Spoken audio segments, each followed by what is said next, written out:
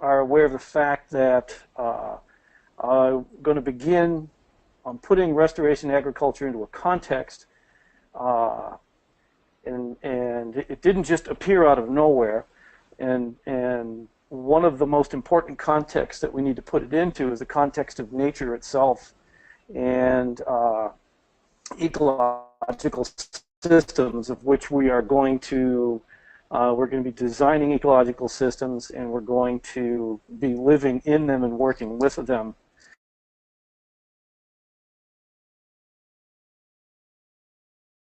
On how fast we can get through them. I'll be going through an entire college-level curriculum on forest ecology. Obviously not as in-depth, and you're not going to have to do any math like you would in college. But we'll go through all the general principles. And while I was putting this together, I realized that I couldn't remove forest ecology from my own personal context, and how I see ecology and ecological principles now is not the same as it was when I was a student, some 30 years ago. So this is going to be an introduction to forest ecology, but all through it I'm going to be applying forest ecology principles to land management. And the picture right here of the farm, of New Forest Farm, that is, I eat, sleep, and drink and breathe, ecology principles on a daily basis. But that's not how I always was, and I tried to move the slide, Wayne, and it wouldn't let me, so you're going to have to go to the next one, if he's even still there. There we go. I grew up in north central Massachusetts at the tail end of the industrial boom. It actually was quite a collapse in the northeastern part of the region. It used to be heavily manufacturing. There was factories galore. It was on the Nashua River, which I don't know how many hundreds of mills were on the river. Everything from paper to carpets to a lot of metal working, shoe factories, leather tanneries, weaving looms, all sorts of things. And these are some of the ruins that appeared during my childhood. I got to see them slowly crumble and fall apart. So I've seen a collapse of Rome. And if you look at this building on the lower left, that was one of my favorite department stores. There were 5 different stories, 5 different levels, floors in there. This was like before any of the big box Walmarts. The building has now been gutted and renovated. If you look at the picture in the upper left, there's a triple-decker apartment building. That's an apartment building that I actually lived in on the 2nd floor there when I was a lot younger. And that seemed to skip ahead pretty fast. But during that time, as I was growing up, I think I was probably 17 or 18 when I bumped into this book. Hey, who stole my screen back? There we go, thank you. I was 17 or 18 when I discovered Tree Crops by J. Russell Smith. It was originally written in 1926. And look right there, the small letter title, Tree Crops, A Permanent Agriculture. That's the first time I ever saw the words permanent and agriculture intentionally combined. So what Smith was proposing is that we grow tree crops to produce seeds for our livestock, because in his day 40 to 50% of all annual grains were fed to animals, and so he figured, why cut down forests and plant corn to wash away the soil? Why not keep the forests there, have the seeds be productive, hickories, and now who's moving the slides? It's not me. Is that you, Wayne? I'm not intentionally. No, I was trying to go to the question. Sorry about that. I'll be going backwards here. Which one do you want to go back to? Go back to the first Red River, right there. I will go. Well, that's good. Either one is fine. The big game when I was little was to guess what color the river was. It seems to be that the pictures that you can find the most on the internet are the ones when it was red. My favorite color was blue, like the shirt I'm wearing tonight. And these were the industrial dyes and chemicals that were dumped into the river from all the factories, mostly from paper and leather dyeing facilities. And so, on the one hand, I got to see the collapse of the industrial economy. I got to see all these factories fall apart into ruins. I got to see the area when it was probably at the peak of its pollution. There's some radioactive waste dumps that is still, every time you drive by it on the highway, you get the equivalent of a X-ray dose worth of radiation. There's several different Superfund toxic waste cleanup sites. The Little League field where I played baseball was built on top of a toxic waste dump. Several different whole entire municipalities have water that's contaminated from industrial chemicals. So I got to see this horrible destruction. And who's advancing slides? I'm keep trying to scroll on the questions, and it literally goes ahead. Do you want to go back one more, Mark? Go back one more, yeah. Because this previous one says the promise of restoration. You can see where early on I started to get this idea that systems can be restored. I saw this red river. I saw this blue river, green, orange river. I saw it clean up. It took, all kinds of citizen activism. It took legal action, and it took a little bit of what I guess we would call ecological sabotage before they finally installed wastewater treatment plants. Well, then the industrial collapse, many of the factories just aren't there anymore. So I got to see the river restored. It came back to life. By the time I was a senior in high school, I saw fish swimming in the river again. When I was in first grade, one of my buddies fell in the Red River and got a rash, was hospitalized for a week, had a hard time breathing. Now, I tried to advance that, and it advanced, so maybe I do have screen control back again. So also, look at the foliage on the side of the stream. I got to see that when we stopped insulting the planet, it would actually restore. It would come back to life to a certain degree of health and vitality again. And so I was inspired. I first went to college, had a brief stint in the military, and went to college for engineering. I failed to thrive in both the military and in engineering, so I quit and went back to school at Unity College in Maine. Here's a little map of the campus. It's there are many more buildings now. All these buildings are new since I attended there. The only ones that were there when I attended were these the East View, West View, and the facilities shop. It, at the time, was the only college in the USA that was exclusively studies of the environment, and it actually still graduates more Maine forest wardens, and fish and game officers than any other college in Maine. So I went to Unity College in Maine to study ecology. And it's while there that I started running into all these different texts. This forest ecology textbook is a newer version of the textbook that I used. So what we're going to be going through is this is the outline, Forest Ecology, 4th edition. We're going to be going through that outline in the next umpteen weeks, probably at least 20 weeks before we can plow through all of this. And I'll fill it in with all the other information from the other books as we go. So I went from being inspired by tree crops. Then I go to university. I start getting a college-level scientific education.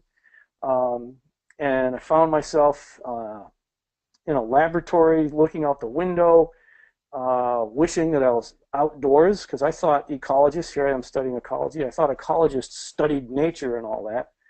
So I heard about the closing of the homestead laws up in Alaska. And so what I did is I went up, I claimed some land, and I came back and got my sweetheart, and the two of us got married, and we went up to this place here. And I don't know if you can see my cursor, but if you go straight towards this pointy mountain in the center. We can see a cursor, Mark. The cursor is really clear. So. You can? Yes, we can. Okay. So you go towards this mountain here, then you go around the base to the left of it, then you go around that buttress, and then you go around that way, and the next valley over, you cross through it, and then go into the second valley over was where our homestead was. So we're going to come in like right along here and be at the base of this mountain next. If the slide advances for me. There we go. That's Mount Sanford, 16,235. These are the Wrangell Mountains in the Wrangell-St. Elias National Park. It's the highest concentration of peaks in excess of 12,000 feet in North America. Then we would go around Sanford. This would be on our right. I was never able to get a photograph of this mountain because it was always in the clouds. I had to get this one off online. So then we would go to the left of this set of mountains and come up onto this green ridge. It seemed like a low green ridge, but this hill itself was actually 5,000 foot high. Stop off, get a little water, continue to the left, and then once we go across the left off screen, we enter into this valley. Whoop, why did it go two? Enter into this valley, and you see this cloud above these mountains here. That's a cloud that's almost always there. On the other side of that range is the Nebezna Glacier, which is the longest land-based terrestrial glacier in North America. It's some 75, 80 miles long. Always had a cloud on it. And so we would come off that ridge from that lake, around up through this valley, and then down this creek, zigzagging back and forth, and look at the forest cover. Then we get out here. This was all open. This is naturally open because what's fascinating about the streams there, the creeks, the smaller creeks, is the ground is permanently frozen. The rocks at the bottom would collect ice around it. And then what that meant is some of the volume of where the creek was would now be taken up by ice. So the level of the creek would rise. Then there would be more ice forms here. Then the creek would move this way. The more ice would form this way, and it would overflow back and forth and make terraces that looked a lot like Mammoth Hot Springs, stuff like that at Yellowstone. But this clearing right here, notice the square corner. Even up in Alaska, where I homesteaded, my wife and I were up there for 8 years. This is the view from my cabin window. Even up there, we witnessed people destroying their ecosystem in order to gain a livelihood. This guy down on the bottom of the valley here with these who cleared this whole peninsula of trees, didn't even insulate his house because he said he couldn't afford to buy insulation because he needed money for his snowmobile and gas for the chainsaw so he could keep his family warm. Weird reasoning, but that's like a miniaturized version of the state of humanity right now. Is somehow we have to figure out how to live on this planet without screwing it up, without destroying it in order to gain our livelihood. And that's why an understanding of ecology is absolutely critical for what we're going to be doing. It was while I was in Alaska that I started writing a book, brought notes to a friend of mine who was an English major. His name was Michael. He said, "Oh, you don't need to write that book. That's already been written. It's called Permaculture." It's a photograph of first edition Permaculture Designer's Manual. It now has a different cover on it and all that kind of stuff, but that was my copy right there. It was so long ago that everybody who'd ever taken a design course had their name and address listed in the back of it. And there was only a couple hundred people.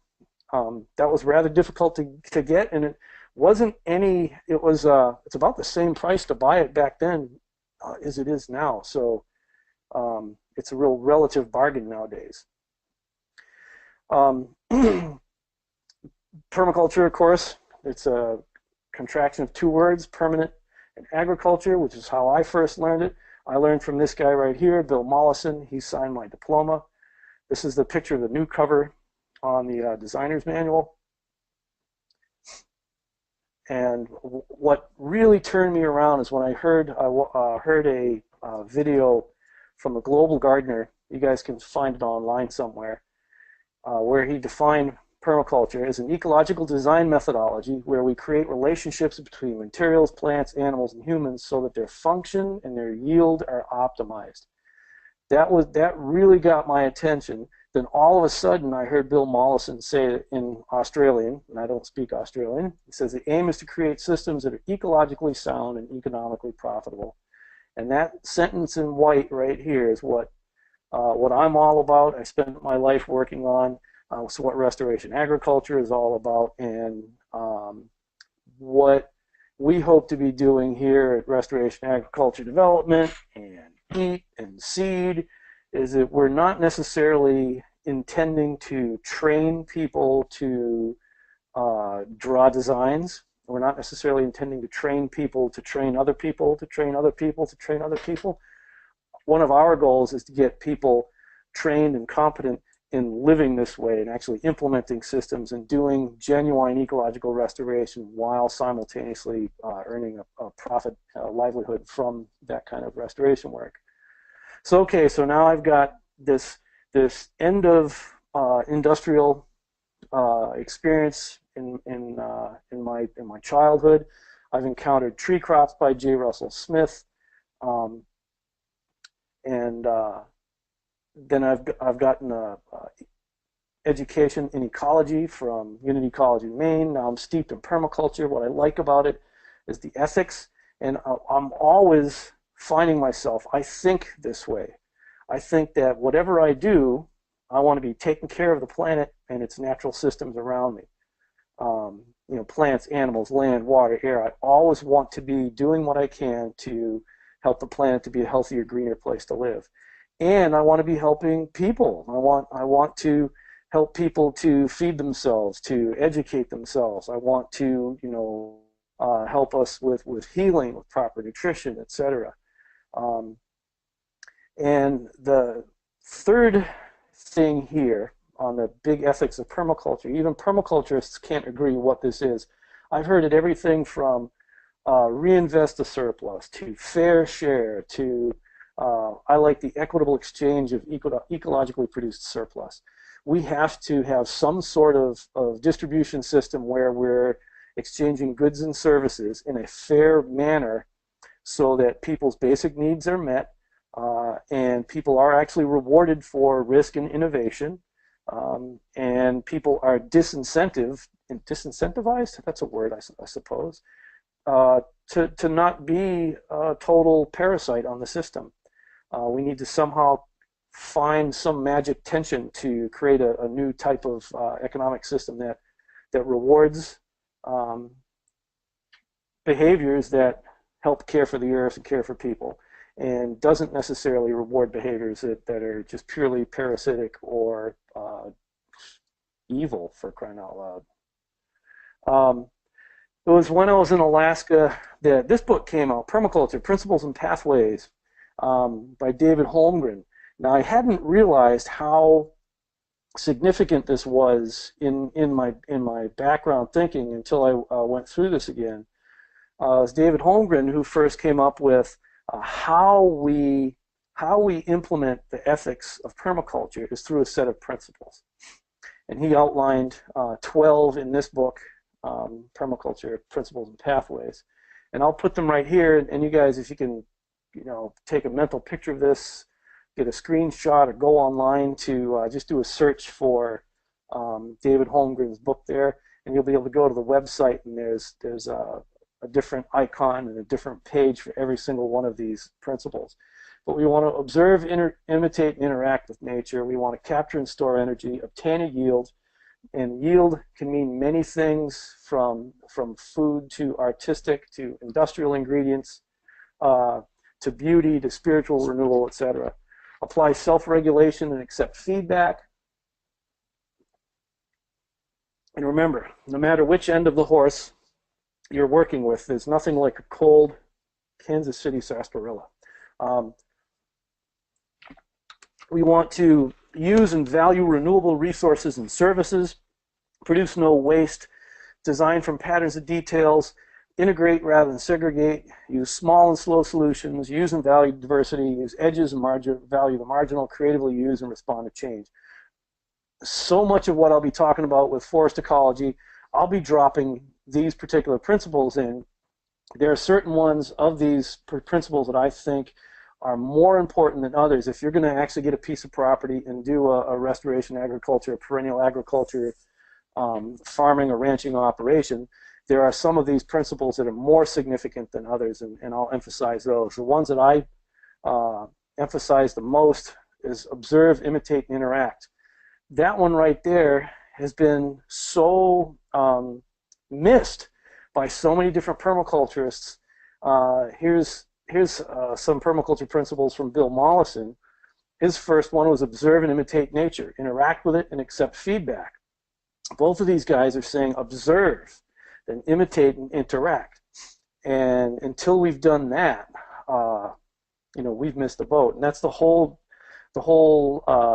magical difference of restoration agriculture, is that it is directly observing nature. We're directly modeling after nature. We're not inventing new guilds and plant associations and whatnot. We're just replanting natural ecological systems. The one I like, of course, work with nature rather than fight against it. Do the least amount of work, has the greatest long-term effect. Understand and use natural succession to create integrated cyclical systems. All of this, all of ecology plays through me. It plays through those principles, and that's how I see the world, is through those principles. I really do. I'm a little bit surprised at how deeply they've kind of become embedded in me. Also, while in Alaska, I finally tracked down this book here, Water for Every Farm, the Yeoman's Keyline Plan. It's easily available from Acres USA. If you want to get it these days, it's pretty easy to get. It's not easy reading. It's rather challenging to read. The guy invented a whole bunch of new vocabulary that isn't consistent or compatible with a lot of civil engineering and geology and hydrogeology. But what I found the most significant out of that book was this little 8-step outline here, his keyline scale of permanence. And it's a decision, helps you with your decision making. It's like an order of operations based on how much effect it will have and how permanent it will be in the landscape. And let's take climate. Well, climate, we don't really have a lot of direct personal control over it, so we don't really want to spend a lot of time trying to control it or change it. We have to adapt to it and mitigate some of the effects of it. The land shape, if you live in the bottom of a pit, a low spot, geologically for miles and miles around, you're not about to turn that into a mountain. You can turn a mountain into a pit if you want to do mountaintop removal for coal, but that's not necessarily what we're going to do. So the land shape, we really don't have a lot of control over. But water, once we get to water, the pattern that you see in the background picture here, that pattern is based on just changing the farming, the direction of fields, by running channels and mounds, by using a subsoil in a certain direction, and the whole pattern is to spread the water from the valleys out to the ridges. That water pattern right there, it's the least amount of work for the greatest long-term effect. That now determines where the roads go, tells us where we plant our trees, tells us where the buildings go, and it will help us with further dividing into smaller and smaller fields. And what I like about this here is, last on his list is soil. Soil is easy to change. It really is. So many organic farming workshops, curriculum, etc., books that you go to, it's all about the soil, all about the soil, all about the soil. The soil's not as significant as a lot of organic folks would lead you to believe, especially when you start dealing with woody plants, which we are. I mean, you look at that picture here, there's a lot of different woody plants, and most everybody has seen trees growing out of cliffs. They grow out of cliffs just fine with no soil whatsoever. So, now why did the slide? There we go. Then eventually from Alaska, my wife and I and infant son and 2 dogs took all of our worldly possessions in a 20-foot trailer that I've been repainting 20 years later. And we moved to southwest Wisconsin, bought the farm. And the farm, when we bought it, was mostly abandoned cropland or overgrazed pasture. There's only about 3 acres of trees. They were about 14 foot tall, 3-4 inch diameter trunks at the biggest. And we've planted literally hundreds of thousands of trees in the past 20 years in very specific patterns. And so I've gotten to experience ecological succession. I've been able to live inside of a successional process of converting this back from degraded agricultural land into a mimic of its natural system of what was there. And so, and I wrote a book about it. Yay, buy it from Acres USA. Please don't buy it from Amazon. It's real world permaculture for farmers, permanent agriculture. Now, what also is significantly different about restoration agriculture is we're talking about the growing of staple food crops, our carbohydrates, proteins, and oils. Not necessarily making cool brick ovens or mud ovens or rocket stoves. We want to create context-specific solutions. So if we don't have clay to make a clay oven, we don't. We use stone instead.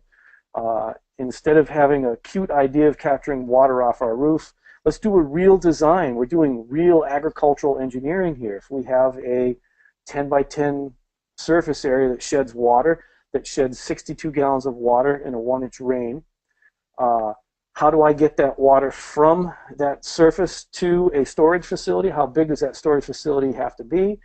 How many rains do we get before we start using the water? Where do we want to move the water to? And we design a system based on actual reality and then grow tons of food. And this picture in the upper right and the lower left, these are great examples of what I think everybody's permaculture yard should look like. We should have all these vitamin greens all over the place because that's the freshest food. We have the ability to have lots of labor, hyper mineralized, super nutritious produce, but this will not feed you. There's not enough calories, carbohydrates, proteins, and oils to keep a body alive.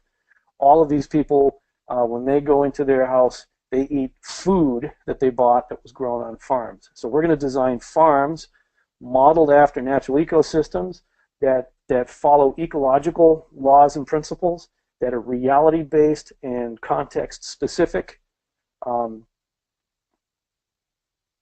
And this is the kind of the short that I put together here. It's written about in the book. Identify our biome and its keystone species. That right here, first step, we're just going to identify our biome, keystone species. We need to have an ecological understanding. So that's why we're going to be going through this program on forest ecology, so we can identify our biome. How does it work? How does it operate? And that's where, so step one, we're going to spend a lot of time, like 20 plus weeks on ecosystem mimicry and how to work within it. Then we do a little bit of earthworks and water management. We'll be establishing polycultures, perennial polycultures. Fences and roads and utilities and pipelines will follow the pattern of our water management strategy. We use agroforestry practices to transition from annual crops to eventual total perennials, or as many perennials as you possibly can. And then we just manage and manage and manage and manage. And the management is going to constantly change, because this picture right here with the pig, that's 15 years since it was a cornfield. So when I started, this picture right here was corn stubble. Then I got pasture reestablished, did the water management, started planting trees, added more trees and shrubs and bushes and vines and livestock, and started grazing it. So 15 years into the program, this is what it looks like. Our management is always going to be different. Now, if we don't have an ecological understanding, we may be surprised all of a sudden this year is like, oh my gosh, look what's happening to me. This is taken over, or that's taken over. My pasture is not as good as it used to be. But if we have a little bit of an ecological understanding, we know what challenges are coming toward us. And my biggest challenge right now that I knew was coming towards me was that eventually I would have to get into the situation where I've got to cut and cut and cut and cut wood. I didn't think it was going to happen in 20 short years. I almost can't keep up with all the wood I have to cut now. So these are some of the major biomes of the world. Some of the names we're going to throw out here: tundra, northern conifer forest, tropical rainforest. These are some basic terms in ecology that describe different systems, ecological systems, and we'll get more into this as we go. Rainforest, tropical rainforest, deciduous forest, grassland, savanna, desert, chaparral, scrub forest.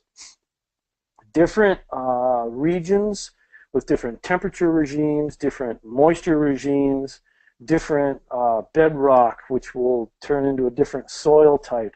All of them will support different species of plant life, which of course will support different species of animal life. And I apologize for those who are not in North America for the North America-centric perspective here.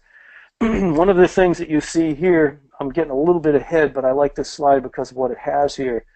One of the ways in forest ecology to categorize regions is by the forest type.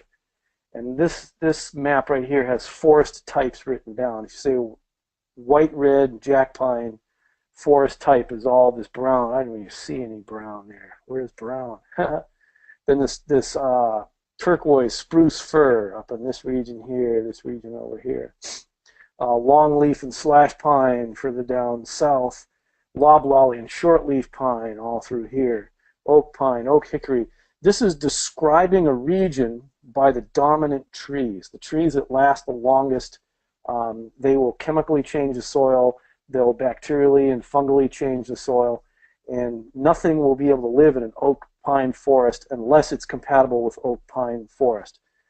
If something from a maple beech birch forest will not necessarily survive in oak pine or white pine, red pine, jack pine, loblolly. So we need to have a little bit of ecological understanding on what kind of systems we're working with. This is one of the maps that I chose to work with, and where I'm located in southwest Wisconsin is right here between a mesic southern oak forest and oak savanna, and we'll cover that later on. I'm not going to spend too much time here other than the fact that we have archaeological history going back geological eons that show that closed canopy forest, where the trees close the canopy, shut out light from reaching the ground, and there's no more grasses growing underneath, those have been in the minority historically for at least the past 90 million years or so, going all the way back a couple ice ages. I think 4 different ice ages. It's been savanna, except for pockets of forest. Here and down here were the only places where it was closed canopy forest since the last ice age. This closed canopy forest that has dominated so much of the eastern part of the U.S. is really a fairly recent phenomenon. There's lots of biologists that are arguing that it was because of the European colonization of the New World, that all the civilized diseases infected the Native American population, and the population of North America collapsed by about 50%, so the land managers were no longer doing regular burning and no longer managing the large herds of animals, and so the forest closed its canopy. So ecology, what is ecology? Ecology is it's the study of ecological systems, including the climate, the basic shape of a place, the vegetation that exists there, and if you think about the planet as we've got like this atmospheric air stuff going on, and we've got like this rock and soil stuff, that we've got earth and we've got air. Well, in between there's life. There's all kinds of plant life. There's all kinds of animal life and fungi. And there's some spores way up high and bacteria and whatnot up in the sky, up in the atmosphere. There's some way down deep into the soil and in cracks and crevices. But most of the action is in this thin layer up into the air, only a couple hundred feet, and below ground, only a couple hundred feet. That's the action zone of where all this life comes in between the air and the planet itself. And so ecology is a word, actually, that was it was coined in 1866 by this crazy feller here, Ernst Haeckel. He, at the time, there was a lot of scientific innovation going on. If you can imagine, 1860s. This is like some of the peak of the Royal Horticultural Societies around the world, and the peak of exploration of plant and animal exploration around the world. There were basically three different branches of biology.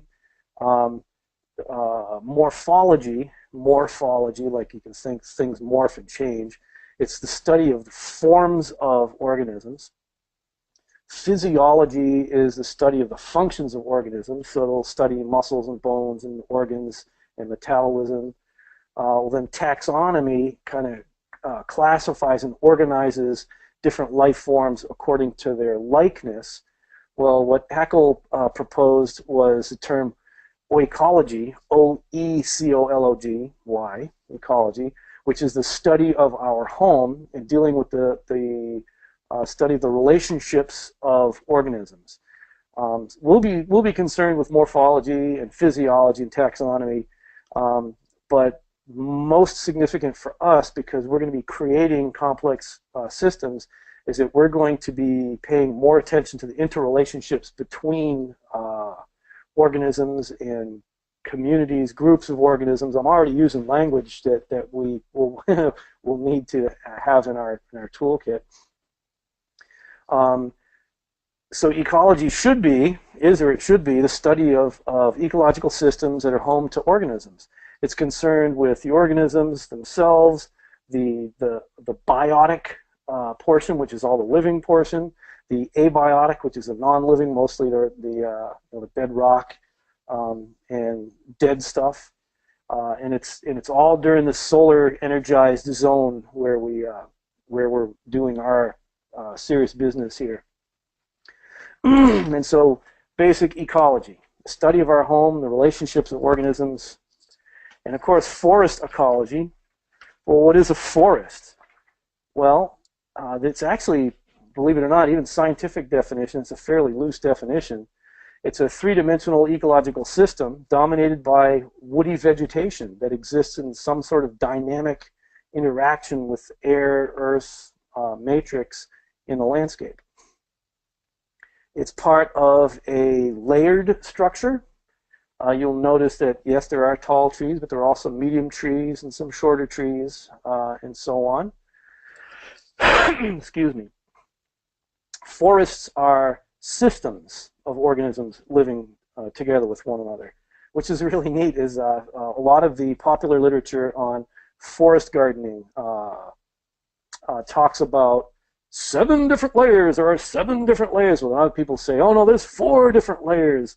What ends up happening is too many people start arguing about how many layers there are in order to be right or whatever, instead of understanding that there's all these different layers, categorizing them into neat little categories from the perspective of a guy who's trying to live in a system like this. Figuring out how to categorize them into neat little blocks and chunks, this layer, that layer, this layer, that layer, is a little ridiculous. What's more significant is understanding how this mess works. There actually is an amazing order to this system right here. It may look a little wild and woolly, and this is a fairly unmanaged system in this particular slide right here. But this is a three-dimensional, dynamic, always changing. It's never the same. Some people get this notion in their mind that a forest is a thing. It's not. This place, what we're seeing in this picture right here, is changing through time. There's no one time that is ever the same again.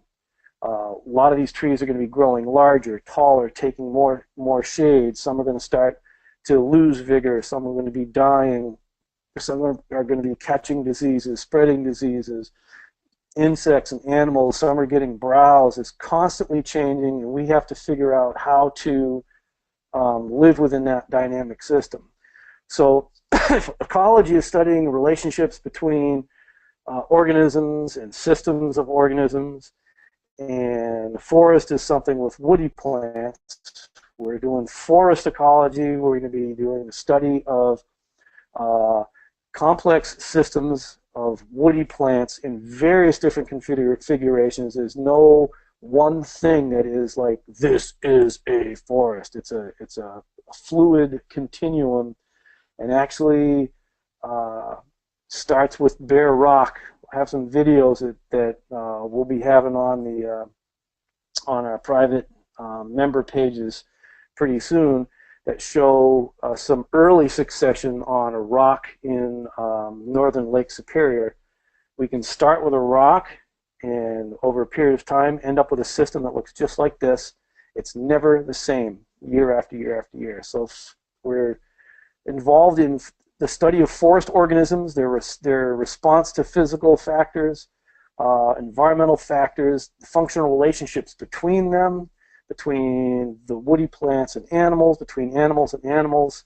We're studying the dynamics of the whole system. We're studying the dynamics of groups of organisms within the system, and so on. And it's fun. It actually is. So one of the ways that we already alluded to earlier in one of the previous slides is many forests are designated by type. And I know a lot of the mid-Atlantic, it's classified as oak hickory forests. There's a lot of dry pine forest. This is a slide here of dry pine forest. A lot of red pine. I don't see jack pine in this particular photograph. Now, I think about it. Pine isn't the be-all and end-all of this system here. Pine is the organism that has been there the longest, will be there the longest, and currently in this phase, it's dominating the site. There's a layer of needles that are driving the soil life and decomposition cycle. There's all kinds of exudates that are just oozing out of the needles. When the rain washes on it, there's different chemicals that are going in the soil. This site is totally being dominated by red pine, and it's that red pine, dry pine forest is the forest type. And then within a forest type, there are often individual stands. So this here is a forest stand, is a local subcommunity within the forest type. So within this dry pine forest, this is up in northern Michigan, within this jack pine, red pine area, there's a stand of white pine. And there's my wife down on the lower left here. These are some rather large trees. These are up near Copper Harbor, Michigan, on the Keweenaw Peninsula, Upper Peninsula, Michigan. So the stand is a subcommunity of trees within the forest. There's enough of a uniformity going on that you're walking through the woods, all of a sudden you go, oh, wow, here's a stand of aspen, or here's a stand of beech, or here's a stand of pine. Overall, it may be in pine forest region, or it might be in northern hardwoods region. Then there's a stand of red pines, or stand of red oak, a stand of white oak. So a stand is a subcommunity. We can study the subcommunity. We can study the whole region. There's different degrees of understanding that we can bring to this. I'm going to zoom out a little more even further. So we talked about the forest type, and we talked about a forest stand. Well, now we can understand things at the ecosystem level. Let's think about the landscape level, landscape ecosystem. Think of the Front Range of the Rocky Mountains. Think of the Serengeti. Think of the Canadian Shield boreal forest. It's a lot larger, distinct region. One of the things about these various different categories, they are size-wise different, but they're distinct in that you can tell when you're in the Serengeti because it just looks like this. There's some places that are flatter, some are hillier, some are drier, some are moister, but you're in the Serengeti. All of a sudden you move out and it's like, this isn't the same anymore. So there is a distinct difference. Now within the Serengeti, there's going to be different types, forest types. There'll be this kind of acacia or that kind of acacia. Well, then within this acacia forest area, there will be a stand of river fig. There'll be a stand of whatever other trees that there are. So we can study the landscape level ecosystem. We can study the forest type. We can study the stand level. We can study individual plants. And what we want to do as land managers is we're going to be doing all of the above. We need to have an understanding of all of these, because if we're going to plant pine nuts, well, we can't necessarily grow them out of context. If we do, we have basically a hydroponic system where we have dead, sterile soil, and we're responsible for all the chemistry that these plants need in order to survive. But even if we're doing that, that pine orchard exists in a context. That stand, that orchard exists within a general region of forest type, or ground cover type, which exists within a landscape ecosystem, wherever it might be, the Missouri Ozarks or whatever. So we go bigger or smaller. Go ahead and advance, please, slide. It didn't. There we go. So, whoop, I was going to do more. And then there's people who well, it's not people. There's just a different way to understand. So at the landscape ecosystem scale, we can understand, like the Serengeti, for example, by the biology that's in that area. You'll find the elephants and the zebras and the wildebeests and all this kind of stuff. Well, once you get out of that, eco region and you're at a different place, there'll be different plants, there'll be different animals. So understanding ecosystems from the biology side is the bioecosystems approach. And there are others who emphasize the significance that the geology itself has on the region. And one of the places that really was clear to me not too long ago was in southern France, where the bedrock was all dolomite limestone. It's very high calcium, and if you can't survive in a high calcium, high magnesium environment, you're not there. So everything was driven by the geology itself. Sometimes there's isolation. The Ngorongoro crater in Tanzania, it's a caldera, collapsed volcano cone that the animals can't migrate out of. They're in there. They're stuck. They can't get up and down the walls. And that's a geographic limit, and that system is only that big, and that's totally characterized by the geology, the geography of that area. So we can do the geoecosystems approach and understand the ecosystem by its major geological geographic features. We can do the bioecosystems approach at the landscape scale, at the forest type scale, at the stand scale, at the plant community scale, at the individual plant or animal scale, and so on. And if you look at this right here, this is just a classic. We can look for everything from at the universe scale all the way down through the ecosphere, which is all of the parts of planet Earth that has anything alive on it. Go to our regional ecosystem, your local ecosystem, down to like your forest stand, to the single organism, white pine tree, to an organ within a white pine tree, needles, to cells within the white pine needle. Is it a parenchyma cell, a meristem cell? Is it a tracheid? Is it a this? Is it that? Smaller and smaller. So this is just different levels of understanding. And what we want to do as restoration agriculture practitioners is have an understanding of all of these levels. We need to have some understanding of cellular biology and some understanding of how our regional ecosystem works, how the whole ecosphere works, because what ties in up here is weather and climate. So just understand we're going to be zooming in and zooming out and zooming in and zooming out instead of freaking out because, oh wait, we're supposed to stay at this level here.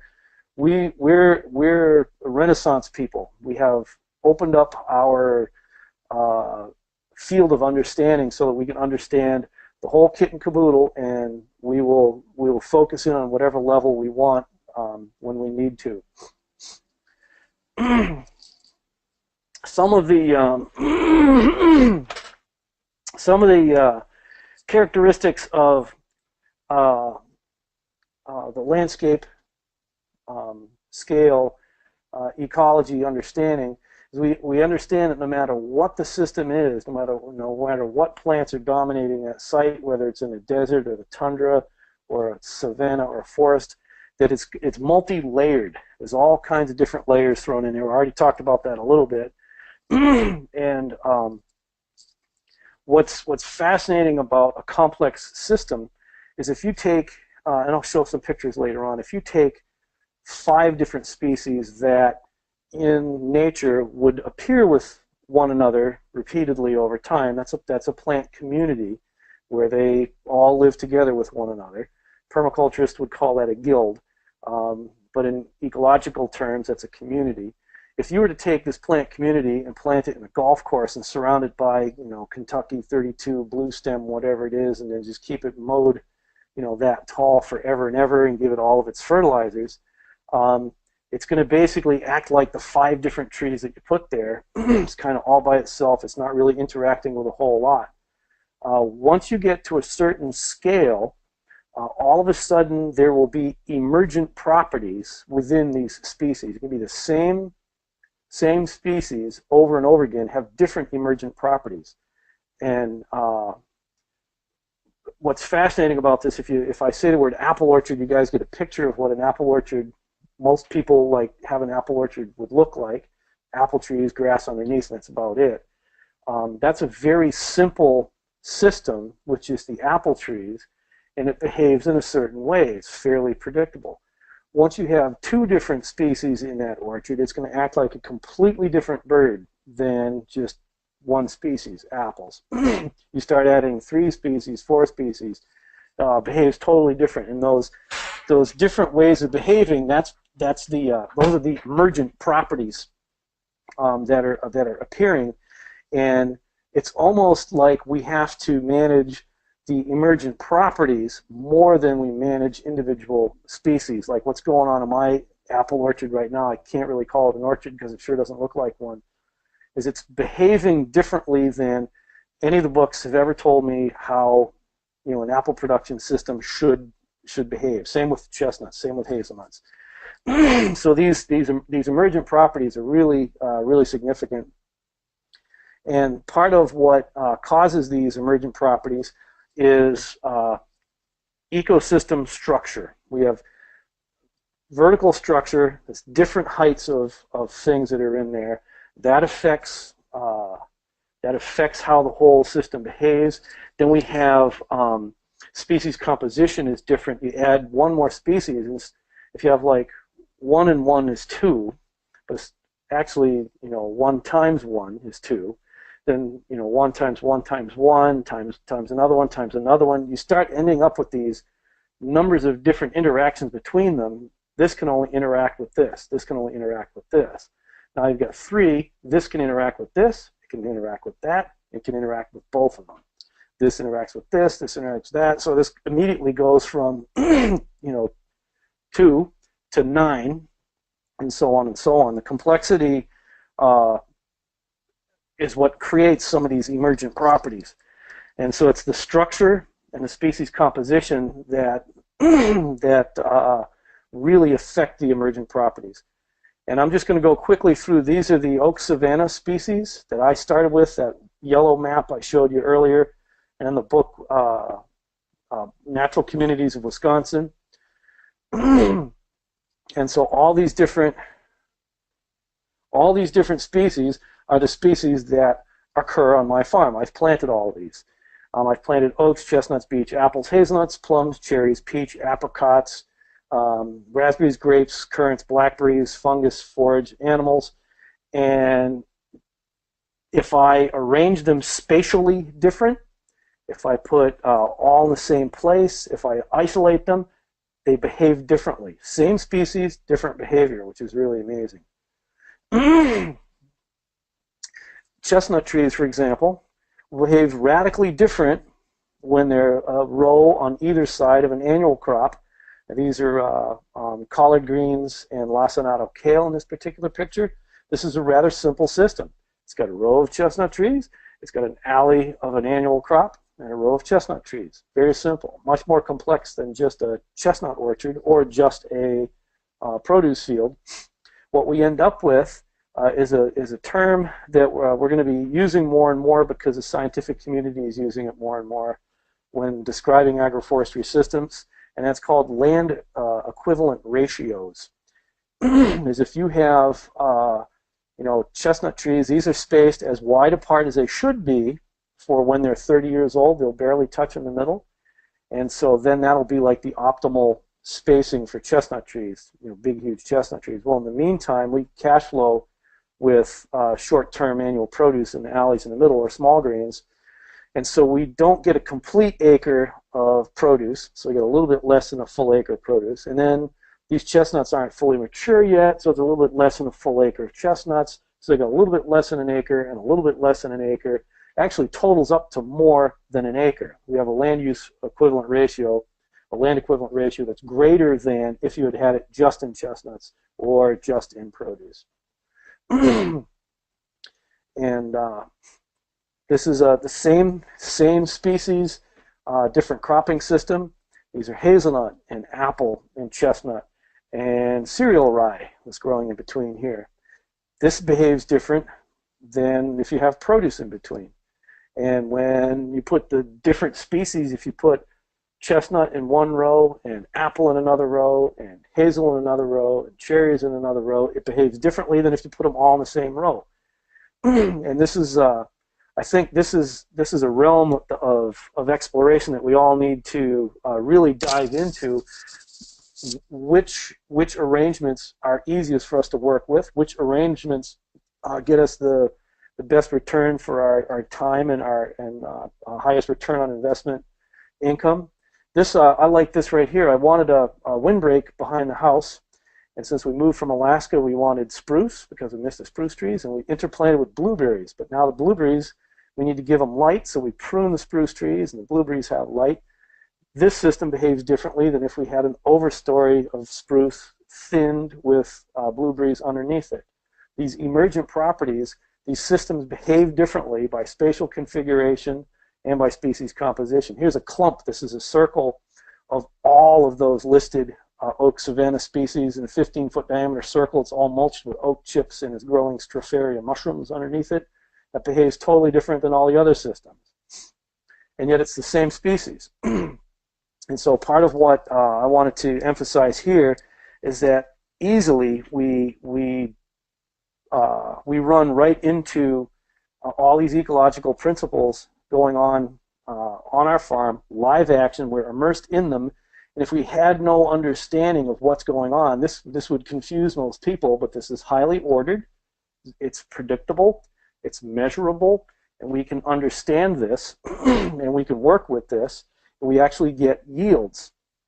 One of the things I took this picture for, that right here, we get chestnuts and cherries and apples and hazelnuts all in the same row.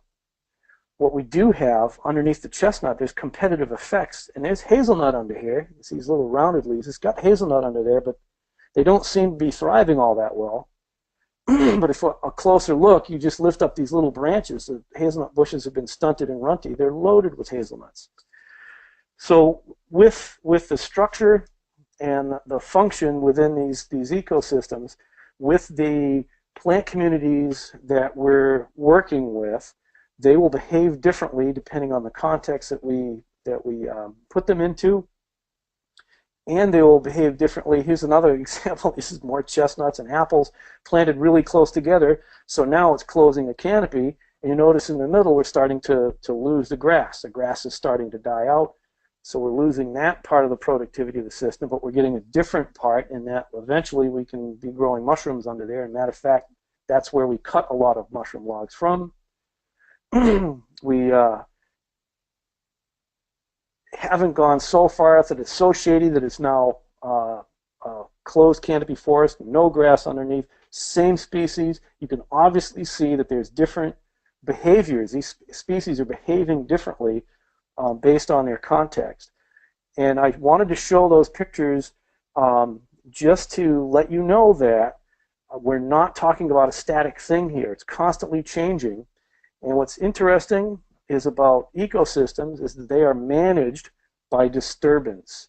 Somehow they are interrupted and they're stopped, reset periodically. And here's one of our disturbance regimes as we're grazing in the chestnuts and apples with cattle. So grazing has been a big disturbance through time. So hasn't windstorm, and so hasn't fire. This is a big fire down in, I believe this is down in Georgia or North Carolina, wildfire. So animal impact and fire has been changing ecosystems forever. We're going to keep those tools in our toolbox in order to manage farms that will look like this. So that was an introduction to some of the basic terms that we're going to be dealing with.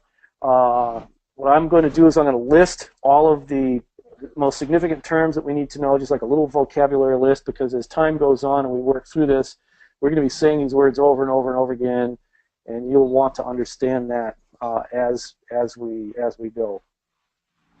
So, questions? Mark, Yes, sir. that was awesome. I think we do have a few questions. I don't know if you looked them over there. I actually wrote them down. I don't know what's happening. Every time I went to the question thing, it would move a slide, so I stopped going over. But I'll just throw out a couple that we had here. Back to your very first. It says, have you ever seen the laser rust remover? Any substance to it, or is it bogus? That was back to your very first. Yeah, I have. I've not seen that. What's interesting is, and you can attest to this, Wade, I really don't spend a lot of time on the computer. I spend my time outdoors interacting with nature, and so I haven't seen anything about a laser rust remover, no. All right, okay. And there's a last one here. I'm going to get to it last, but suggestions for eradicating mare's tail in a field that has been in CRP for the past 15 years, from Patrick. One of the first of all, what is the plant mare's tail? Because mare's tail, what we end up with is a challenge called common names, and the flower Jacob's ladder. There's about 15 different species of plant that somebody down here calls that Jacob's ladder. They call this Jacob's ladder. I have no idea what he means by mare's tail. If you're in the southeastern U.S., south central U.S., I think I know what you're talking about. It's this tall, weedy thing with like these little fuzz all over it. One of the things for eradicating mare's tail is, and it's any kind of management that we want to do on a species, we have to learn a little bit about its life cycle.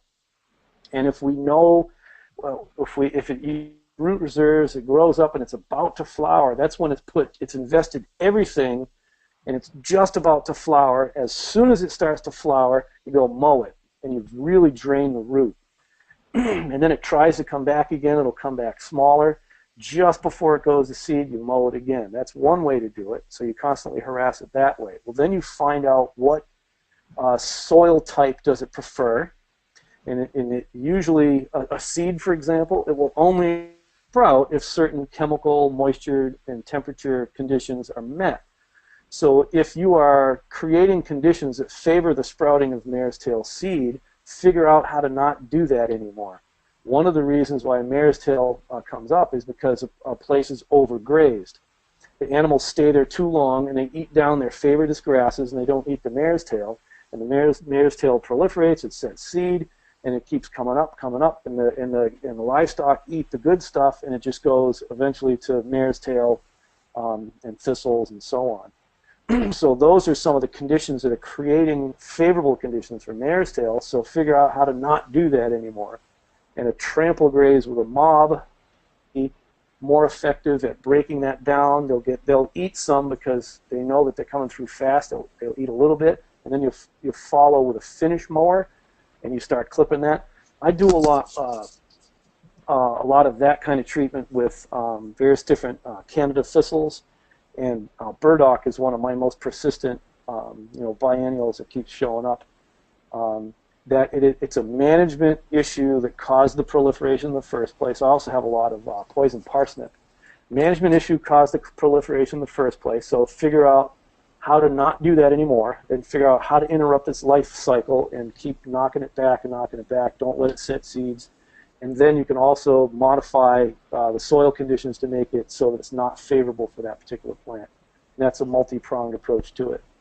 Awesome. And he was in central Illinois, so fairly close to you there with his question. Couple people said, thank you, you're blowing my mind and with this presentation, awesome. Who grew up in Groton? Sam Palmer, oh my goodness. Yeah, Sam Palmer, Groton, that's right.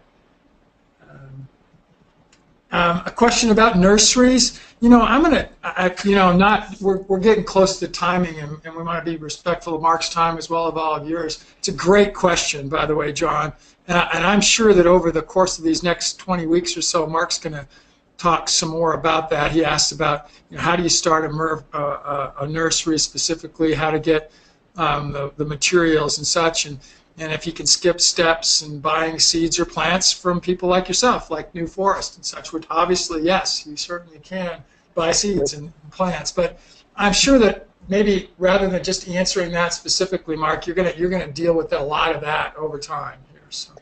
We will, and actually I think we should probably specifically do one on nursery establishment and nursery networking, because this group right here, because of our dispersed nature and the fact that all of us live next to some plant somewhere that's just amazing, we need to spread those genetics out, recombine new genetics, cross-platform back and forth, and all start selling one another's material, locally from our own point of sales.